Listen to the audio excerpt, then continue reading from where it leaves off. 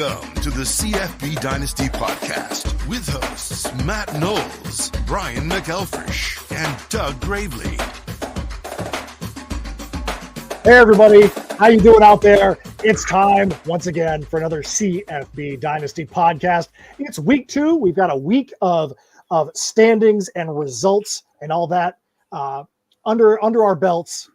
But this week, one of the very first things we're going to talk about, I'm not even going to introduce him first because we're going to go straight into talking about this lovely gentleman sitting right here with me who had a very terrible, horrible, no good, bad week, Mr. Brian McElfresh.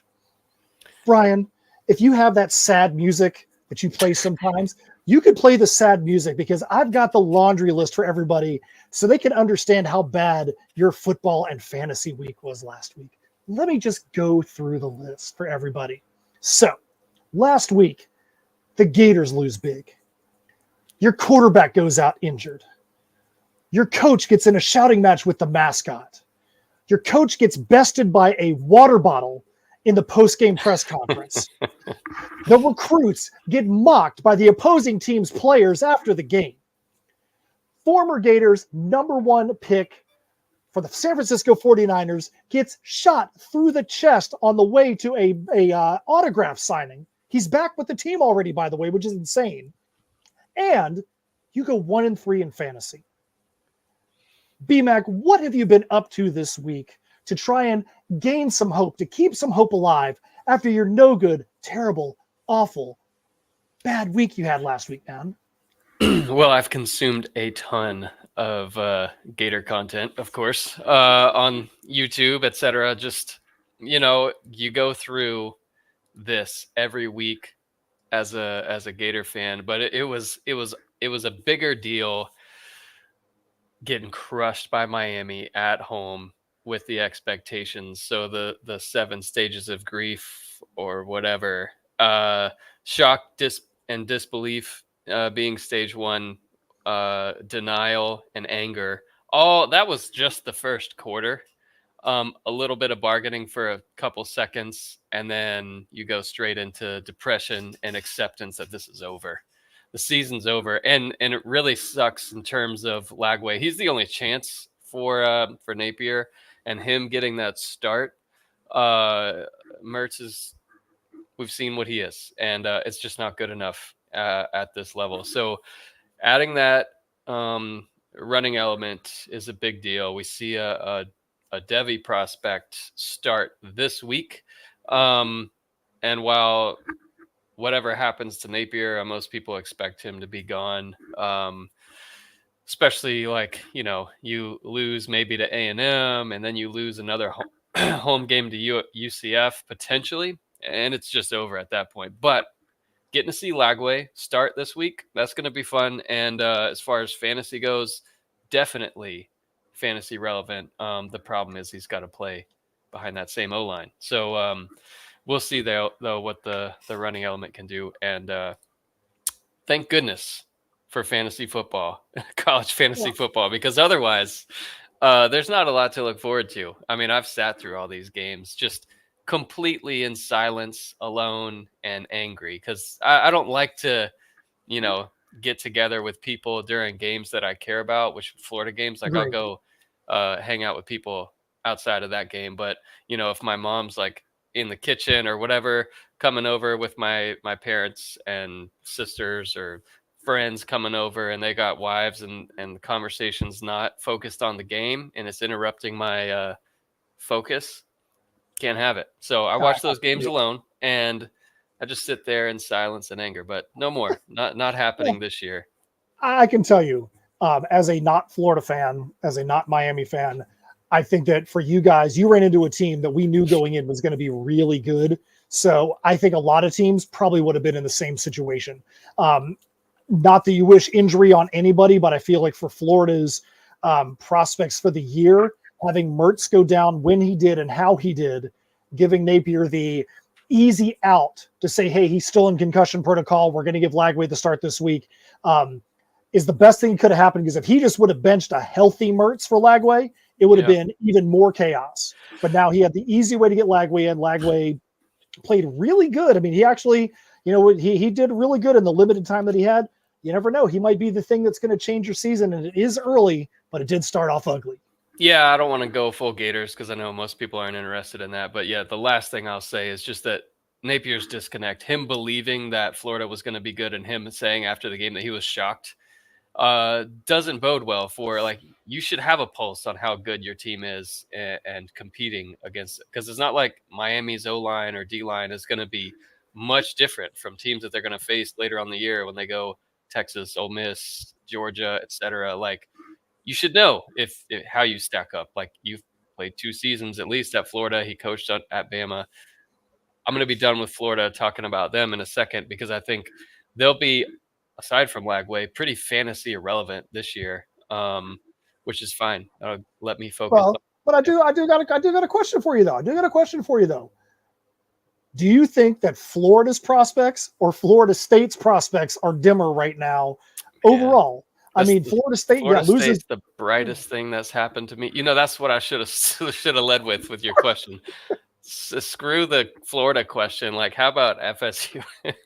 We can commiserate together. I'm telling you what. I mean, it's like the Bloods and Crips thing where you see them uniting, and it's like Florida and Florida State. Whoever would have thought you guys would be in the same boat of commiseration at this point? I do think this affects fantasy, where we're in the NIL era where it's not like, okay, so DJU, when he has kids and he brings them back to school, where's he going to go? Clemson, Florida State, Oregon State? Like, there's no true affiliation where players care and they play for the logo and they play for the colors and the band and all that stuff. Like, whatever semblance of that existed is mostly gone.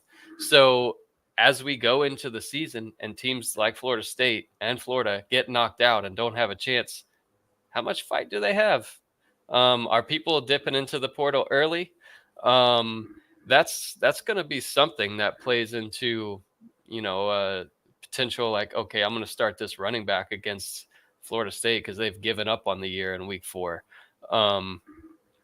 It's crazy, but yeah, just neither team seems to like have the heart. So we'll see what happens. But I think those are things that will follow much more as we get into the NIL era. So real quick on the Florida State front, you have the dude after Florida State loses to Georgia Tech that says he will eat dog poop from a red Solo cup if they lose to Boston College. Book it. Then after Florida State loses to Boston College, he deletes all his social media. And now he's come back with an excuse. Do you think this guy needs to be making good on this and eating that dog poop? I wouldn't do it. I mean, I wouldn't say it in the first place. Why would you? I know, right? Put that online? Yeah, forget that. No, I wouldn't do it. What a knucklehead. What a knucklehead. Yeah. Why would you make a comment like that, especially after your team goes and loses like that? I mean, yeah, valid. Yep. All right, so one real quick thing before we get into actual fantasy football. Last week we talked about how Oklahoma State was going to be the first team to ever put a QR code on their uniform. They were supposed to have it on the back of their helmet. And just before kickoff, the NCAA went to them and said, you can't do that because that violates the advertising rules on uniforms. And they made them remove the QR codes. I'm actually glad that they did it. You rarely hear me say something good about what the NCAA does, but I feel like that was a very slippery slope to put a QR code where people could literally have the ability to go and scan uniforms like a literal walking billboard, an active billboard. That doesn't mean it's not going to happen at some point, because if the NCAA can find a way to make money off of that, they will. But I'm glad that they stopped that, because that seemed like it was going to be down a really ugly, slippery slope to start the season. What do you think about that, B-Mac? Yeah, I mean, you said it. I think I don't really have any other comments on that. I've got a question for you, though. What's that? So as far as fantasy goes, after 1 week, any guys that stood out to you that confirmed what you thought, or guys that are breakouts that you really would target either to trade for or whatever? So a couple guys that looked good and are, potential bright spots, like Drew Aller, looked pretty solid against a good West Virginia team. Jackson Arnold, they didn't really play anybody, but kept the turnovers away. And obviously Cam Ward looks absolutely incredible and could I've have a massive season. never seen a guy look so like unseasonably calm in the pocket. Like him in the pocket is like, it's weird. It's like he's just kind of bored. I mean that in the best of ways. Like I've never seen a guy so calm in the pocket when he's got pressure in his face. It's crazy. So while we do you this, said pressure in the face. Hold on, that part you're wrong. There was no pressure in the face.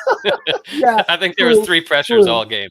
True. So how we do this? Go over to our note sheet and skip down to point 6, studs and duds. We can go right there because okay. So studs and duds. We'll go to guys that are exactly who we thought they were last week. You see, I'm wearing a historic Boise State jersey from Jay Ajayi this week. I'm wearing that because we had the historic performance out of Ashton Genty this week. 267 yards, 6 TDs, 64.6 points in standard leagues, was an absolute unmitigated stud. And he could have had more, but he cramped up at the end of the game. After his 6th touchdown was a 70-yard play, it was like, hey, I'm done.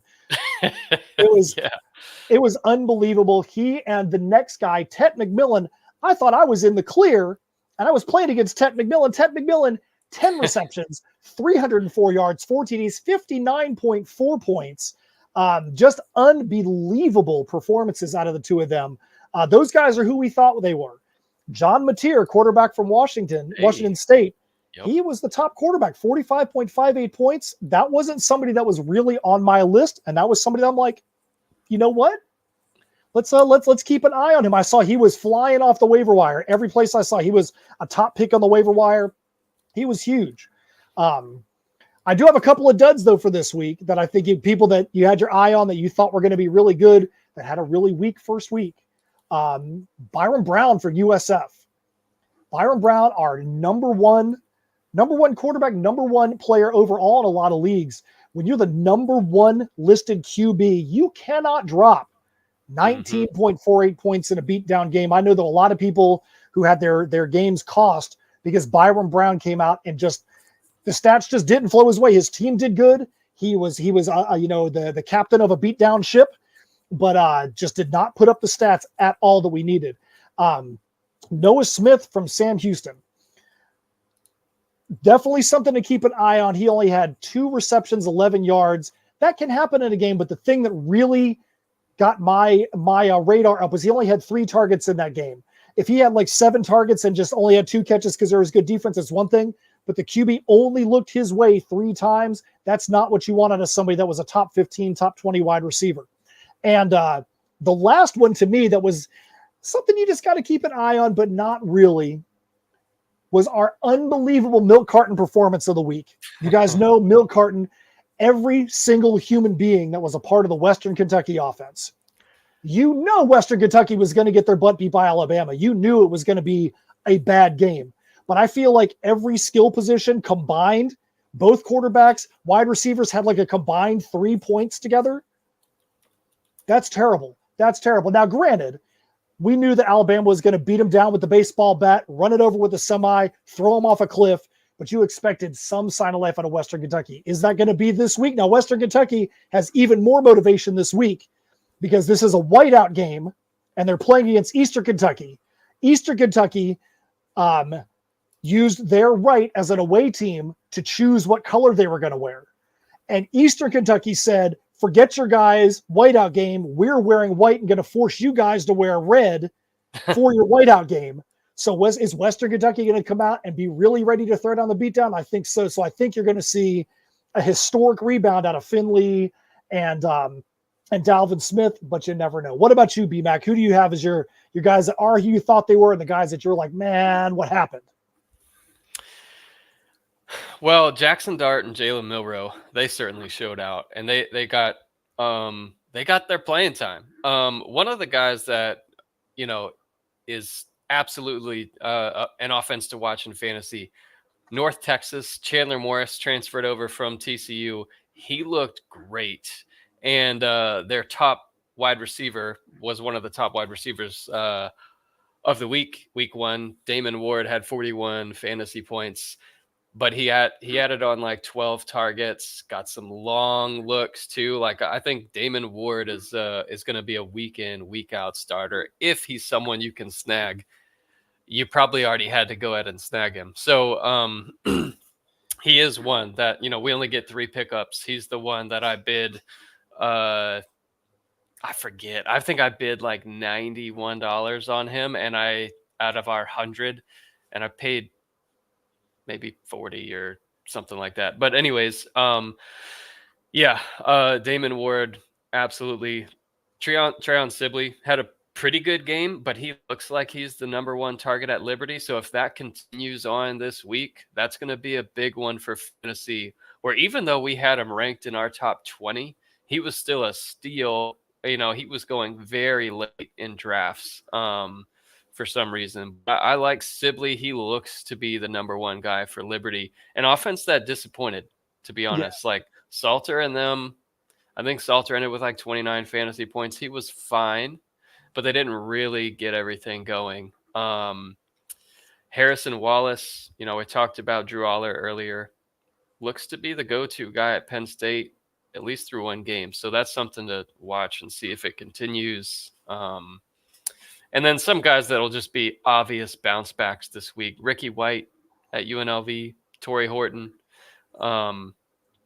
Big bounce back guys. They're both in our top 10 wide receiver starts this week, even though they posted combined less than 10 points last week. I tell you, I feel like my eyes on running backs in the preseason were pretty much spot on, and some of them really performed. Last week we talked about Kyle Monangai a lot. When we get to the rankings, you're going to see where we have him, but Monangai was an absolute monster on Thursday night.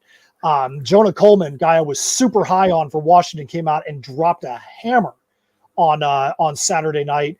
Dylan Sampson, Tennessee. Now, a lot of these guys were playing against lesser opponents. Will they be able to do that against conference opponents or other FBS or Group of 5 opponents? We'll have to see. But I feel really good about those guys. Those are some of the guys we talked about a lot, or guys I targeted in some drafts that really came out and just dropped some hammers. And Hankerson from Oregon State, too. He did the same thing, came out and dropped some hammers. They had 2 of them, though, that both did great. So they're like both in our lower top 50, similar to Missouri, where it's a timeshare. We'll see maybe if one of them takes off in those offenses. But as of now, it looks pretty equal in terms of workload there. How about new wide receiver 1 for Ohio State, 1 game into his career? Oh, my goodness. Smith. Goodness gracious. My goodness. He's incredible. Get him now if you can. Yeah, I tell you, one of the things for me in most cases, you kind of mentioned it earlier, if I'm looking to pick up a wide receiver, I'm always looking at how many targets did the guy get in the game? Because there's sometimes you could have a guy that gets like a ton of points, but it's like 2 receptions for 180 yards and 2 touchdowns, where he just got 2 huge plays or something like that, but he didn't get any other targets, and it could be a fluke. Jeremiah Smith, I don't care what his targets are. That dude knows how to make something happen with every single ball that comes his way. And every single draft we're in, he was drafted high, especially in our college to pro leagues. And he basically shows why he needed to get drafted that high. That dude is a complete, unmitigated stud. All those young wide receivers, freshmen, were just great this past week. Kyron Lacey looked the part as wide receiver 1 for LSU. Could have a star of a season. LSU had a disappointing game. We don't know how good USC's defense is. How improved are they? Because we don't know really how good LSU's offense is yet. We'll see how those 2 develop over the season, over the rest of this month. We'll have a good idea. But as of right now, USC's defense looked improved. LSU's offense didn't look that great, but it also wasn't that bad. Like Kyron Lacey, he looked the part.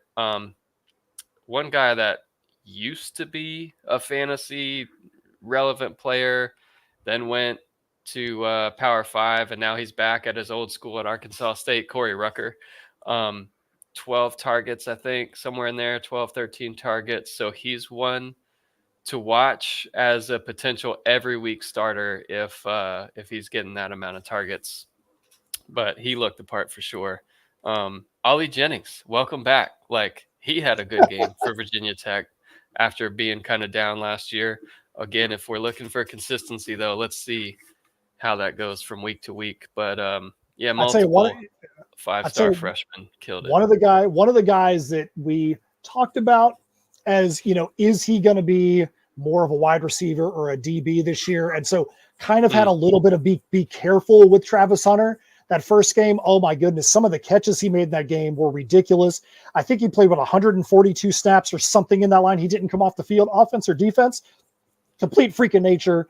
That offense was cooking in that game against obviously a FCS opponent, but a solid FCS opponent. Yeah. And yeah, we see you there, William Dong. We see you there, William Dong. We definitely your boy from Alabama definitely threw down some serious stats for them. He's going to be a baller.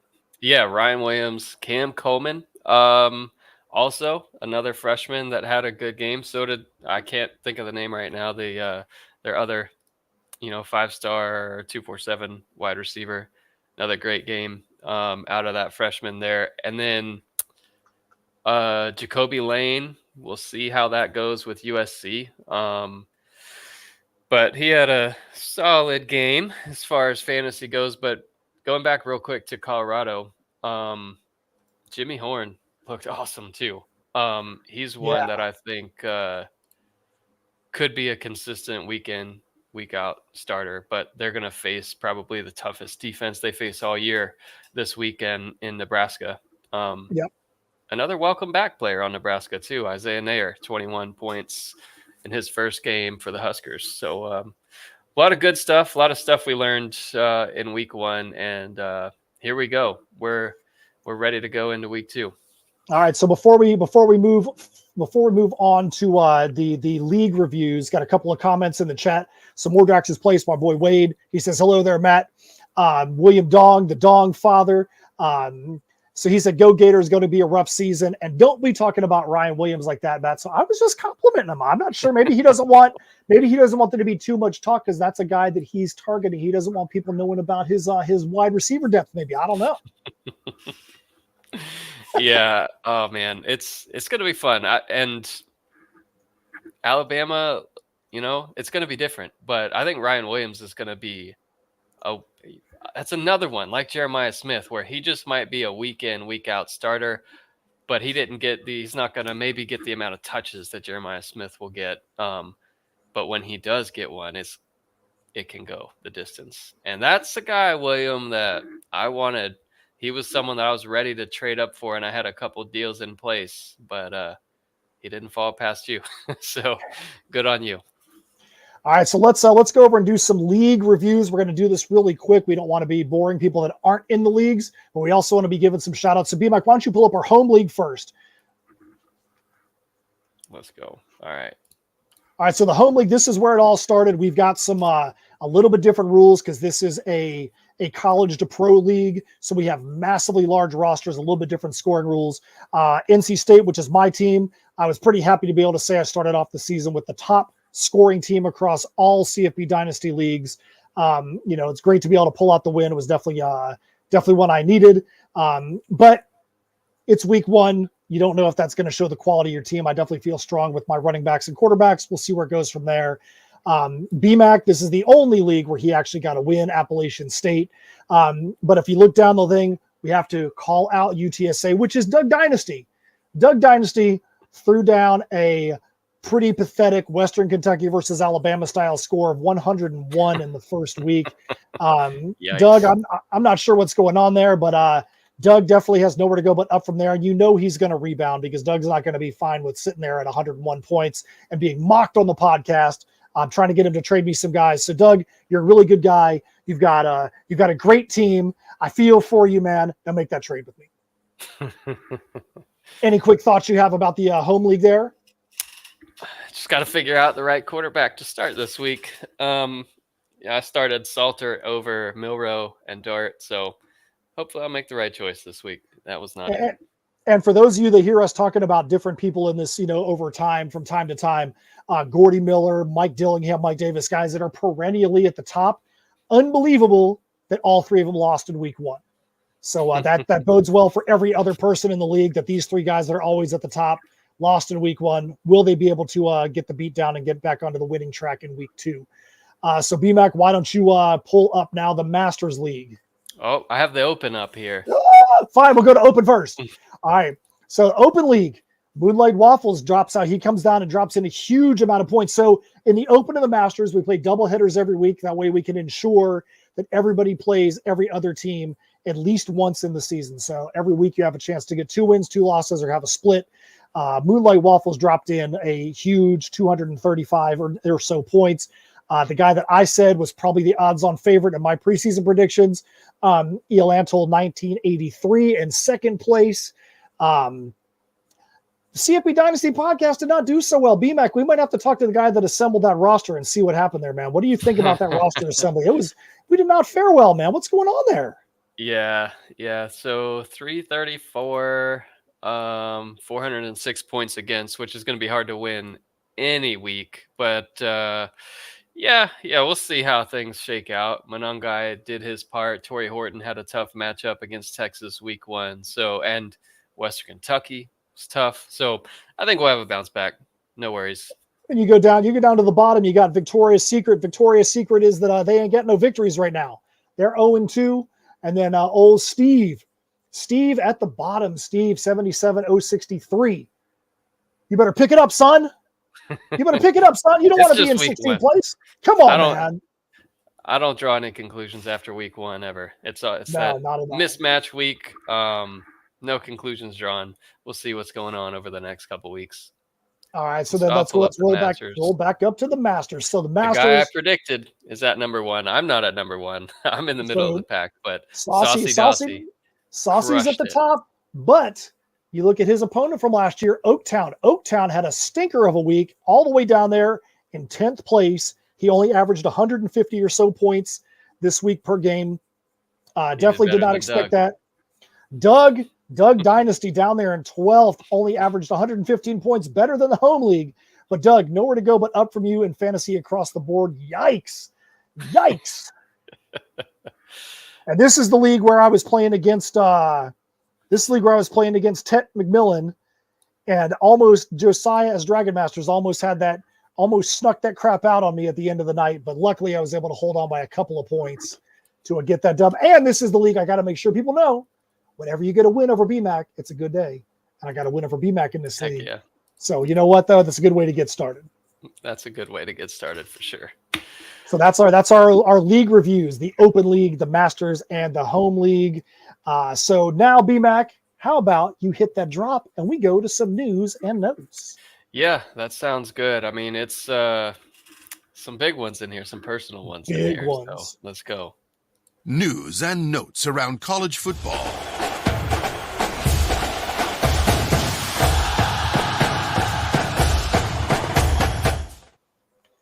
All right, news and notes for this week. We got some huge ones. The first one that happened this year, Max Johnson, UNC quarterback, broken leg. He is out of here for the year.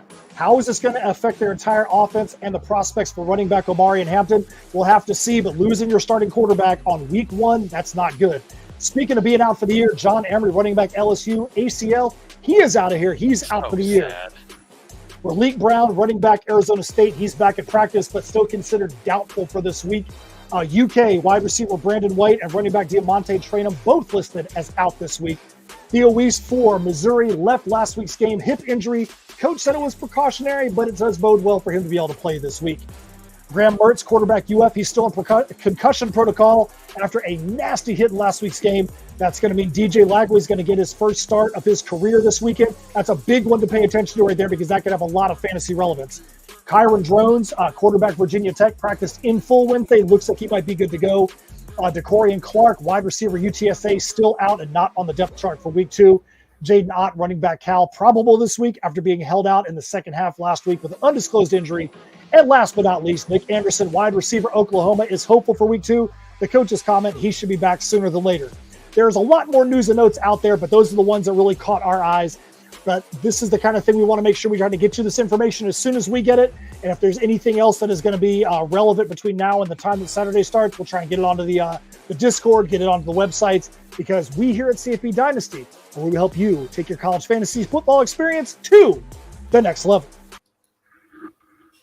BMAC, any of those news and notes stick out to you? Obviously, we know that the Mertz Lagway one. We've already talked about Emory. We've already talked about Max Johnson, or we haven't talked about Max Johnson. No, what are the ones that really stick out to you? That one's big. So Amarian Hampton looked good. He was not in the rankings last week because I was a little worried about the matchup. And there was so many other mismatches out there. But Hampton's going to get fed the ball. So, like, if he stays healthy, this could be one of the true workhorses of college fantasy football this year. He's the offense now.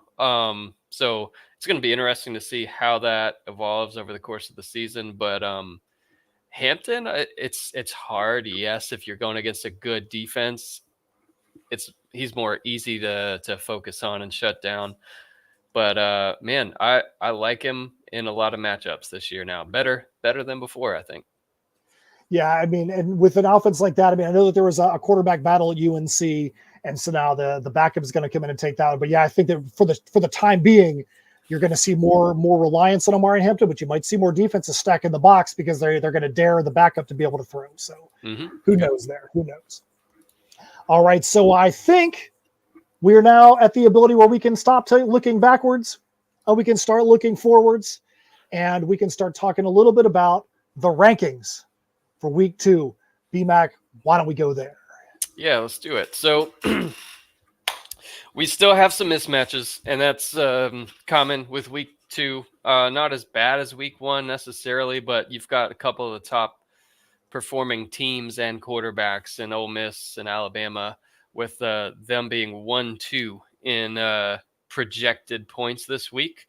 So if you've missed this in the past, we have a little spreadsheet key there for you in case you don't know or aren't familiar with some of these columns and what they represent on the website. But you can go to the rankings page, you can go to the most recent articles page and get to the rankings.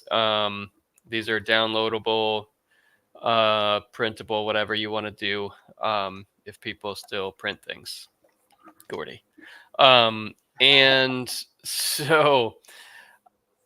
yeah, Dart and Milrow, Alabama. So this PPF, second to last column, is projected points for or implied points for, basically based on the spread and the over-under. So Alabama is projected to score 47.5.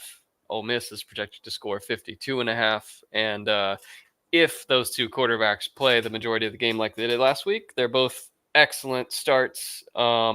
As their offenses run through them. And they've got a ton of talent around them. So those are our top 2 starts of the week. And it is a data-based, but also confidence is kind of baked in there. We get Chandler Morris this week as a top 5 start. Yeah, he comes in at number 3. Again, we talked about it earlier. Love what I saw there. They're not, so when you see them blank, like the spread and the over under are blank, that just means there's no betting line on that game, which typically indicates a total mismatch. In some instances, it might represent an injury, or if it's like, so if it's Ole Miss against Alabama, and on Tuesday we find out Milrow is doubtful for the game, they might pull that line down, and you might see that come down. That would be really the only other anomaly, but right now it's Chandler Morris and North Texas against Stephen F. Austin. So it should be a complete beatdown, and you see that also with Fafita and Arizona against North Arizona, Cam Ward and Miami against Florida A&M. Oklahoma. So I'll ask you, Matt, real quick, when it comes to those games, you got Fafita, Cam Ward, Chandler Morris. The only thing holding them back from having an amazing fantasy performance is, do they get their touchdowns early enough before they get pulled? Do you start them, or would you go down the list for like Dylan Gabriel we have at 9? Oregon was disappointing. Kyron Drones and Virginia Tech was disappointing. They lost to Vanderbilt last week. Would you rather start a Drones or a Gabriel further down the list, or are you going with a Fafita, Morris, or Ward? I think that's a good point. That's actually funny that you bring that up, because I was going to say the same thing there, that if you look at the top 2 performers last week in Genty and Tet McMillan, the reason they were able to put up the numbers they did is because their defenses allowed far too many points scored on them. So it was still a game in the fourth quarter. So So you had these guys that were able to play 4 quarters and rack up stats for 4 quarters.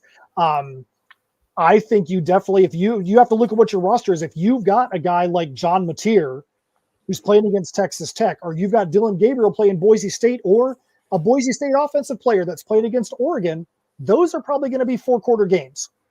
And if you can get a 4-quarter game that's not going to be a beatdown, that's going to be games that are going to be teams that are evenly matched, that might swing it. Right now in one of the leagues, I think it's a home league, I'm starting Chandler Morris just because I feel like he's probably going to get those points at the top. But I agree, that's definitely one of those that it's tough. I do think you want to be looking for, especially out of the quarterback, who's going to be somebody that's going to play for 4 quarters in these early games, because you could have a situation like we did last week with USF, where stats were had, game was a beatdown, but the quarterback just didn't put up anything. 100%, and it just makes for a tough choice, honestly. And these choices can make the difference between a win and a loss. Drew Aller is as high as he's ever been. He looked good after the first, half a quarter or so. They started throwing it around pretty solidly, and I'm excited to see what they can become like this week against Bowling Green. This is a confidence building game. This is building on your West Virginia win here, and it wouldn't shock me if he's really involved in terms of the fantasy points this week as well, instead of them trying to establish a running game and beat Bowling Green, which you would expect Penn State to be able to beat Bowling Green any way they want to. And I think for them to do damage in the playoff, they're going to need Drew Aller. This is a game where Penn State's going to win either way. But if they can go through Aller and he can put up some good stats, I think that's going to be a confidence boost for them as they go on to face tougher opponents. So that's kind of the game plan that I would expect them to work on, throwing it around and stuff there. I would say the last thing I want to say about quarterbacks, if you go down to number 18, I think an early season matchup that could produce points, Jordan McLeod, Texas State versus UTSA, 2 teams that are equally matched, in-state game that is probably not going to be determined based on defenses. I think that you could see both of those teams have some serious offensive performances there. So I'm not saying start McLeod over the other guys that you have, but that's definitely somebody that you should, depending on your roster, that's somebody you should consider, because that's an early season week 2 matchup that could produce a lot of points. All right, so I saw the logo there with Tyler Shuck in Louisville. So as we go to running backs, I do want to say a really good game from true freshman, maybe lesser known. Like we talked about him in the offseason, but Isaac Brown, the running back from Louisville, looks really good, and also it may end up being the focal point of that offense. I really like what I saw. He had a long touchdown run, I think 77 yards or something like that. So his stats may be a little bit inflated, but week 1. But I think they're developing something there with the freshman. So he's actually cracked into our top 15 starts for this week. I like it against Jacksonville State. Let's keep it going and have one of the breakout freshmen maybe be a little bit ahead there of where we thought he would be this early in the season. All right, so let's roll down there. I think running backs, we are a lot of the names at the top, guys we talked about before. Now Monangai had a big discussion about him last week. He's all the way up to number 3 in the rankings. The dude was an absolute beast. Definitely worthy of being at number 3 this week, playing against Akron. That could be a complete, utter beatdown as far as he's concerned statistically. Question for you there. So sure. Here's how I viewed, the stats. So I broke the rule here, putting Genty at number 2, because the stats would say sit him this week. But honestly, as I'm setting my lineup and I'm looking at it, how can I sit Genty Oh, after that performance? Like if Boise's going to score and they're projected to score 21.5 against Oregon on the road, it's going to be Genty. Like yeah. he's just the offense. Like how can you sit him? So that was my thought process. Keeping him there at 2. I'm not sitting Well, him, period. I think that's smart. I feel like with Genty, it's one of those, you can't take him out of your starting lineup until something happens on the field. I feel like if you take Genty out, you're basically overthinking it. I think that he has to be in your lineup. Probably one of the easiest, if not the easiest decision to make every week right now, until something on the field says differently. Yeah. Yeah, running backs were a bit difficult to rank this week, where we have, and yeah, you see Hampton jump back into the rankings at number 5 this week when North Carolina is playing against UNC Charlotte. A lot of those games where the team's projected to score 35, and then the second tier-ish of running backs, there's some games that are going to get into the 40s, like a Jordan James, or some teams that are going to score into the 40s, or USC. Mario Anderson, man, could have a monster game this week. And then, yeah, of course, Nick Singleton, et cetera, down in there. All right, so let's roll on down to the wide receivers. But before we do, we had a couple more comments over in the chat. So you had William Dong said, "Hey, don't be talking about Ryan Williams because I was talking about our 2-catch receivers with a lot of yards." So when I was saying that, I wasn't downing Williams. I was saying that there may be some guys like that might get those stats, but if you go and you're looking at your waiver wire and you've got a guy from, like a group of 5 school that put up a lot of stats and it was 2 receptions, that's when you want to be careful because those might be guys that are just 1 week flash in the pan. Ryan Williams, definitely not that just happened to be what the stats were that he got. I mean, you can't help when Alabama, every single touchdown they were getting was like 80, 90 yards. I mean, it is what it is. Right. Then Brett Pagney, what's up, guys? Appreciate all the hard work you put in. Any concerns about Tootin getting injured at the end of the Vandy game? It looked like it was just cramps, but not sure. BMAC, you have any insight on that one? No, I thought about that too, and didn't see anything on the injury front yet. So I'm going to assume he's good to go, unless I hear otherwise. All right, so let's roll on down here to wide receivers. Obviously, the obvious number one, Ted McMillan, went completely berserk last week in ridiculous form. Absolutely no reason for him to have gone off the way he did, what he did. And this week, he's probably going to be able to pad those stats a little bit. Again, it's a beatdown game, so who knows? He might not even touch the field after halftime, but you never know. I see you got Torrey Horton at number 2. Again, total could be a bounce. Opposite. Yep, it could be a bounce back for him playing against FCS schools, so you never know. Yeah, I started him last week. 5 points, 6 points. It was at Texas, so it was one of those things where it was volume and touchdown reliant, but you expected the volume to kind of be a bit better than that. So bounce back week for sure. And if you look at that list, a lot of guys up there we've already talked about. Tez Johnson, Evan Stewart have 2 Oregon receivers in the top 9. It's a gutsy call, but the stats are what the stats are. The data is what the data is. 2 Oregon receivers looking to get a bounce back against Boise State this week. It'll be interesting to see how that game goes. Yeah, Evan Stewart only had 3 points week 1, so maybe a little bit of pause there, but I think the talent's just too good. I think the talent will win out, and I'm not shying away from starting him yet. And then go down to 15. We'll talk about a little bit later. Jamal Pritchett, who was my brisket lock of the week last week.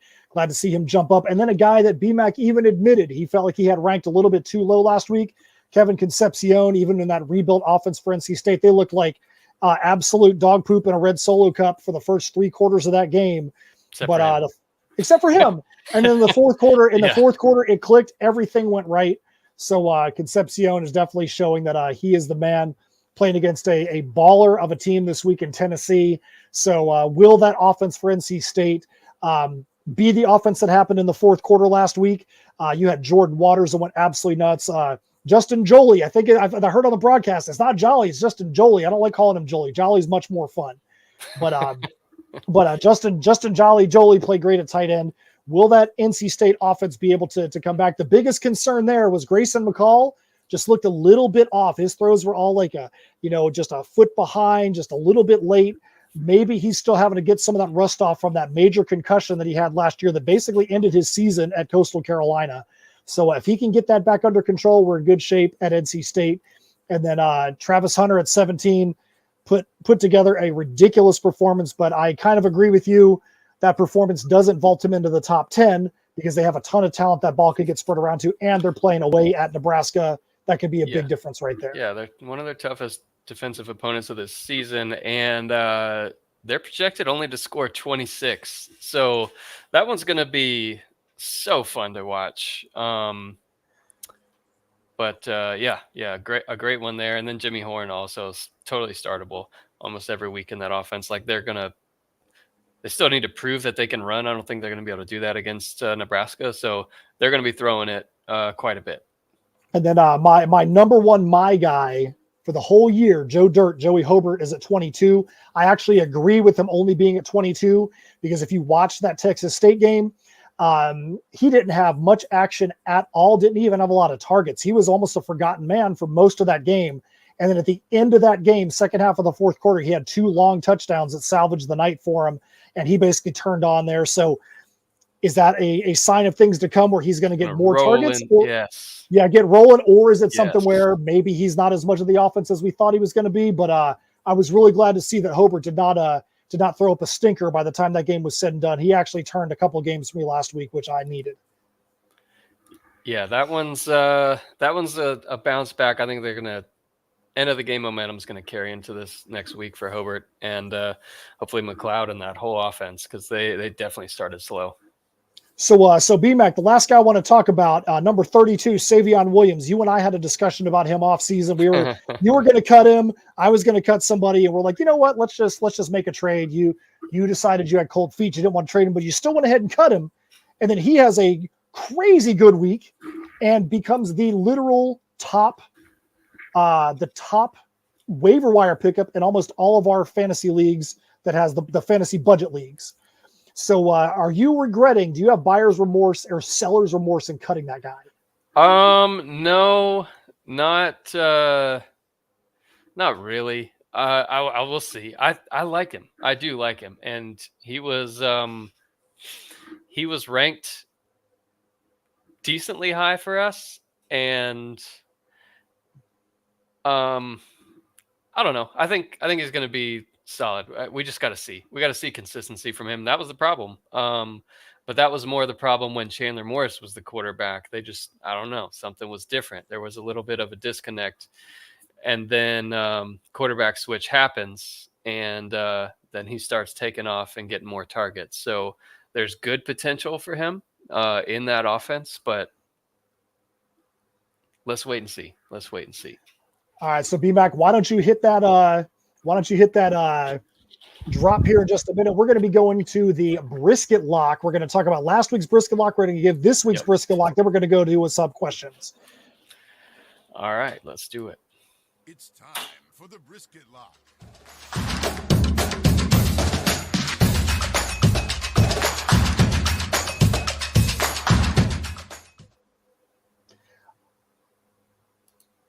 All right, so for those of you that don't know what the Brisket Lock is, B-Mac is the master of the grill. He loves himself grilling up some brisket. These are the guys. Would you risk it for the brisket on these guys? These are not guys that are at the very top of the rankings. These are guys that you just have that gut feel on or you think are going to perform better, far better than what their rankings are. Last week, B-Mac's Brisket Lock was Carnell Tate, 5 targets, 4 receptions, 58 yards, and a touchdown, 13.8 points. Carnell Tate, maybe some brisket for you, maybe not. I had Kyle Monanga. I said I really can't give him a brisket because he was already ranked number 19, but I wanted to make sure to call him out. He came out with 19 rushes, 165 yards, and a TD for 23 points. So Kyle Monanga, we might give you like a slider size amount of brisket for last week's performance. But the absolute brisket lock that I think we can all agree on last week, Jamal Pritchett, wide receiver, South Alabama, was our number 30. 10 receptions, 197 yards and a TD, 30.7 points. Jamal Pritchett, you're going to get yourself a full plate of brisket this week because of that performance. Thank you for being a great brisket lock. I will say it's smoker, not the grill. If you grill a brisket, that's going to suck. But yes, we've got one brisket. Hey, this is why you're the brisket done. It was that cooks up the brisket and not me, because I didn't even say how to cook it right. That's why you're the king of the briskets. But anyways, yeah, I had Carnell Tate, and I just projected that he would at least get a touchdown. I felt pretty good about that. He got that. 5 targets, 4 catches, 58 yards, and a touchdown. It's fine game, and it's kind of what we thought. It's sometimes I find it really hard to kind of here. I've got all these guys ranked 1 through 50 or whatever for a position, and then I've got to pick someone that's like lower ranked on there to come out. But he kind of did what I thought he would do, and at least got his touchdown. So that was nice. But Jeremiah Smith is that dude in the offense. So Carnell Tate, he is on my dynasty team, and not feeling so great about that after. I think he'll be fine in the NFL and whatnot, but Jeremiah Smith is the guy there, I feel like. All right. So let's move on to week 2. So BMAC, you said you're having a little bit of struggle with who to pick, like you just said, because should you be picking a guy that's higher in the rankings, or should you be moving a guy up the rankings? But who do you have as your brisket lock for this week? Arian Smith for Georgia. Now, he didn't have a big game, which is why he qualifies here as a brisket lock. We have him ranked 46th. He scored 8.8 fantasy points, but he looked like a focal point of that Georgia offense. So we'll see how things shake out whenever ETN gets to play. They are playing Tennessee Tech this week, so they'll be able to do whatever they want. But Arian Smith, healthy, is one of the fastest players in college football. Good hands. They've got him all over the field, and I like what I saw when I was watching that offense and how they were using him. Absolutely fantasy relevant, and I think could have a big game this week to get his momentum going into the really tough schedule that Georgia has. But I don't expect him to be playing in the fourth quarter, but I expect him to get a touchdown earlier on in this game. So I've got DJ Lagway from UF as my brisket lock this week. And again, let's remember, I'm not a Florida fan, so this is not coming from a homer. This is coming from somebody just looking at college football. DJ Lagway, as we talked about earlier, looked really, really good in relief of the injured Graham Mertz. Just the few plays that he was on the field, it felt like a different energy with him out there. It just felt like he had that it factor. They're playing a beat-down opponent for them this week. Again, I am not saying if you're in a redraft league that DJ Lagway is somebody you want to be leaning on for your whole season. No. Not in any way. If you're in a dynasty league, totally different story. But for this week, playing a beatdown opponent, I think DJ Lagway, who's not even in our top 50, has a chance to potentially have a huge game. Now, granted, it all depends on what other quarterbacks you have on your team. Would you play DJ Lagway against one of our top 10 guys? Absolutely not. But DJ Lagway has a chance to put some points up, and I think that he is going to be the brisket lock.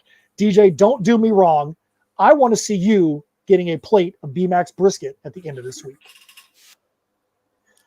Let's go. I mean, I'll be there in the swamp. My 7-year-old Gunner, he just got his Lagway jersey in the mail, so he's hyped for this game.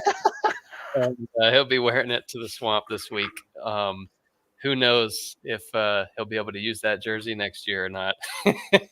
But we'll see. I'm excited for him, and I've got him on my dynasty team, but I'm certainly not starting him over a Milrow or somebody like that. So he's not in the rankings.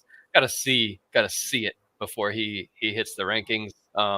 Absolutely a great stream for this week if you need him.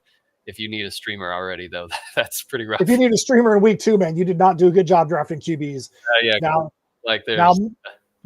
That's rough.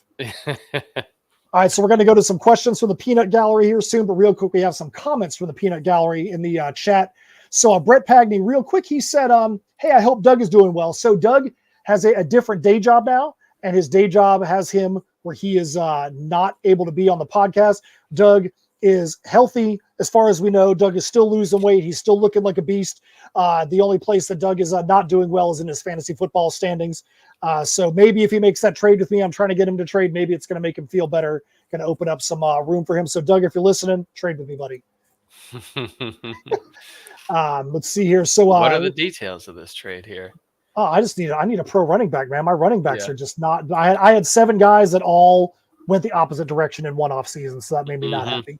Yeah. But so William Dong is out here trying to get BMAC to trade him somebody. He doesn't even know. he just wants BMAC to trade him somebody. Yeah, because he's later on he's joked like Wester, who I traded too early, and now Savion Williams in 2024. He's like, let's just get ahead of it next year and go ahead and give me one of your receivers. I don't even care which one. And I will say this.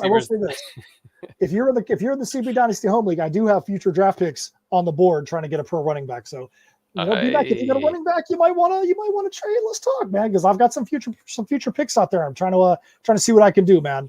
Nice. No, that's good. I do need picks next year. I'm losing a lot, but I'm all in on. We might have to talk. Yeah.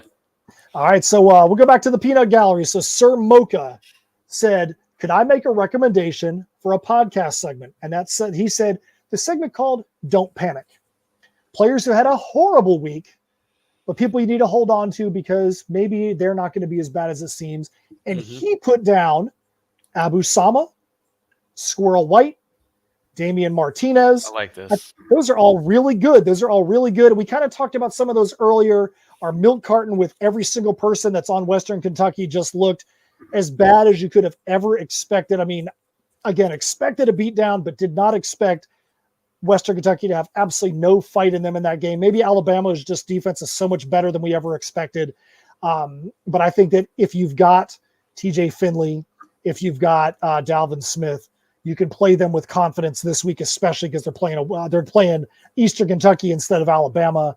BMAC, is there anybody else that we haven't already mentioned this week that you think is somebody don't panic on? The Damian Martinez one is interesting. I legitimately think Miami could have won that game any way they wanted to. I don't think they even had to throw the ball, but it was more of a timeshare than we expected. Fletcher came into that game, and Fletcher got a couple touchdowns. He looked really good too. Amazing prospect, and we didn't know how healthy he was going to be going into the season, but he looks ready. So is that a timeshare at Miami? Is Damian Martinez kind of down a bit? I do like maybe a level of panic in there. Like, are we a 1 through 10 kind of meter would be kind of fun, but I love the idea for a segment. I totally think we should make that happen. Because it would be up there for me, you know? Yeah, he was one guy that I was a little confused about as well, because they said that he was not going to be the starter, yet he was the starter in the game, and he still felt like he got backup carries. He didn't perform like a starter did in that game. But yeah, I agree. I'd probably say I've got about a 5 on Damian Martinez right now, just because I need to see what happens there in Miami. Yeah, exactly. And then others like Jeremiah Love came out. Man, he looked the part. We should have talked about him. Jadarian Price also had a touchdown in that game, but it looks like Love is that guy. So we don't have the start sit questions. I totally forgot to put that question out there for everybody. So let me ask you, Matt, 3. You got to pick one of these 3 for me. All right. All right. We got LaQuint Allen, Syracuse running back against Georgia Tech at home. Syracuse is projected to score 28. He had 20 points in fantasy last week. Marquez Cooper had a great game. 36 fantasy points last week. They're projected to score 25 at San Diego State, hosting Oregon State this week. Or Jeremiah Love and Notre Dame hosting NIU. Notre Dame's projected to score 37. I go Jeremiah Love in that one. I feel like Notre Dame is playing against the easiest opponent there to be able to score those points. I think that's who I would go through. And then LaQuint Allen is possibly the number 2. I think this is going to be a big week to see is Georgia Tech as good as they looked against Florida State, or is Florida State just, not a good team this year, and so it made Georgia Tech look a little bit better than they were? So I think that's going to be a big week to see if Georgia Tech can hold another opponent to a solid game. If they can hold the Quint Allen down, maybe it says Georgia Tech is for real this year, and there's somebody you got to be watching out for. But I think I would go with that. That's what my order would be out of those running backs. Yep. I like it.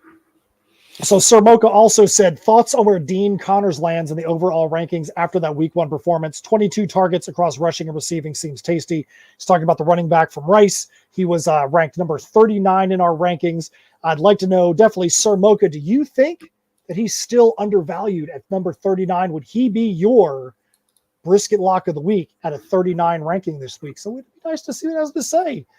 And then Rebel Nut says, any news on Marion Lukes? Is he playing? Is he practicing? I haven't seen anything new on Marion Lukes after the injury last week, but there's nothing that gives me any reason to believe at this point that Lukes is not going to be playing. What about you, B-Mac? Nothing new that I've seen either. So we'll definitely, whoever, if it's me, if it's Matt, or anyone else, let's post that. And I need to do a better job of posting all the injury news in the Discord as it happens. And that's my bad, but that needs to happen. All right, so I think that we are at the end of this show for this week. B-Mac, is there anything else you want to talk about real quick before we're out of here? Are we good to go? No, we're good to go. Start sit questions. Yeah, throw them up in the Discord and look forward to it. Hopefully you guys have a great weekend and kill it this week in fantasy. All right, everybody. This has been Matt Knowles and Brian McElfresh on behalf of the CFP Dynasty Podcast. We thank each and every one of you guys for watching. Make sure you go like and subscribe, participate in the Discord, and make sure that you are signed up and you are a subscriber to the CFP Dynasty website, because that's the only place you're going to get all this information, where you're going to be able to have your own hands in it, be able to see these rosters, see the lists on your own, not on the podcast. Once again, we thank you all for joining us. This has been the CFP Dynasty Podcast. See you next time. Thank you for listening to the CFB Dynasty Podcast. Help us out by subscribing on YouTube and reviewing us on your podcast network.